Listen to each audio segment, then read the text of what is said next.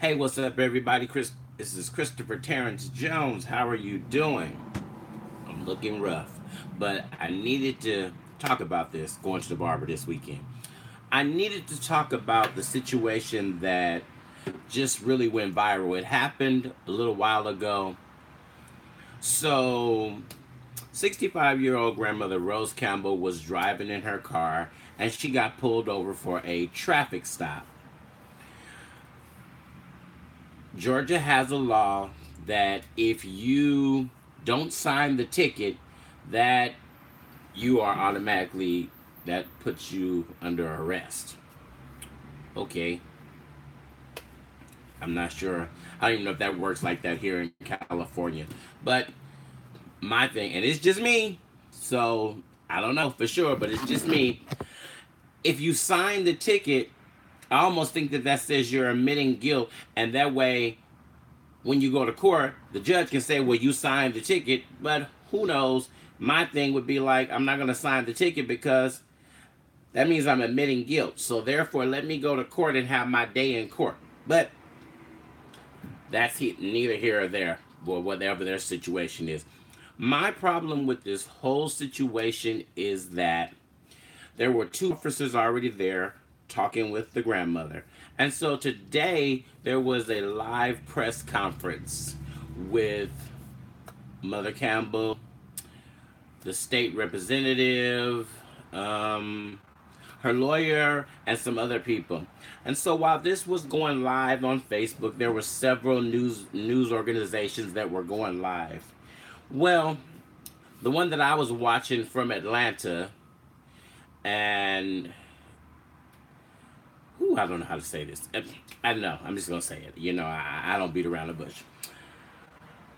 Every comment, it seems, can't say every, kept saying she deserved it.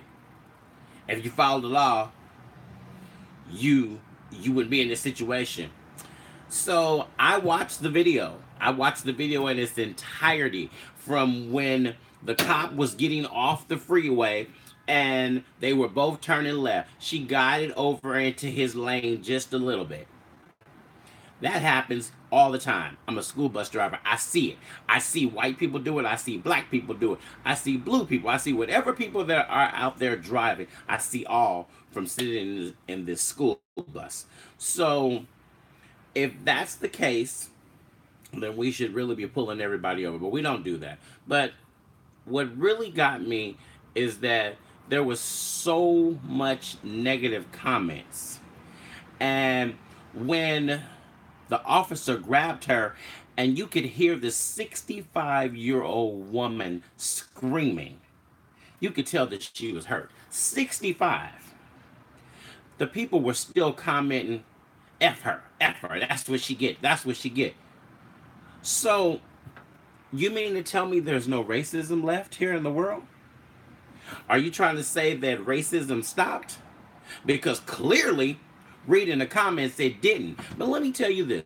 If it was your grandmother, and it was four black men, and they had her pinned down to the ground, you'd be saying, shoot the police. They need to be under the jail.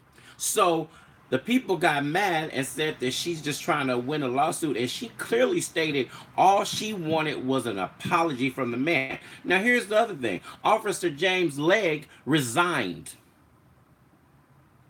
So if he did nothing wrong and you felt like you did your job properly, which is what he said in his report, is that he did his job properly, then why did you resign? So you knew what you did was wrong. That's why you resigned. So I don't understand why people don't understand that racism still exists. Every time you look up now, and I said it in a video a couple of weeks ago, and I'm going to tag it in here so you guys can see it, that every time something happens, white people now call police. They call the police. They call the police because that's the new norm. I'm going to talk about the situation that happened in Oakland. That'll be my next video, where the woman was standing out there harassing a man and his friends while they were barbecuing at Lake Merritt. She stood there for 2 hours. 2 hours. So explain to me why there isn't no racism and why there are no racists left. Because white people keep saying that we keep making it about race and we keep making it about color. But look what you guys keep doing. And it's because it starts at the top. The president is a racist. Anybody that can say white supremacists are good people, the good people down there, is what he said. You can go back and read the clip. It's what he said. That incites racism. That causes racism. And until you guys get that, it's going to continue to be a problem. But let me tell you, there's going to become a head. There's going to get to a point where it's not going to happen. And somebody is going to go off if we do not fix this situation and calm the racial tensions that are going on. What do you guys think?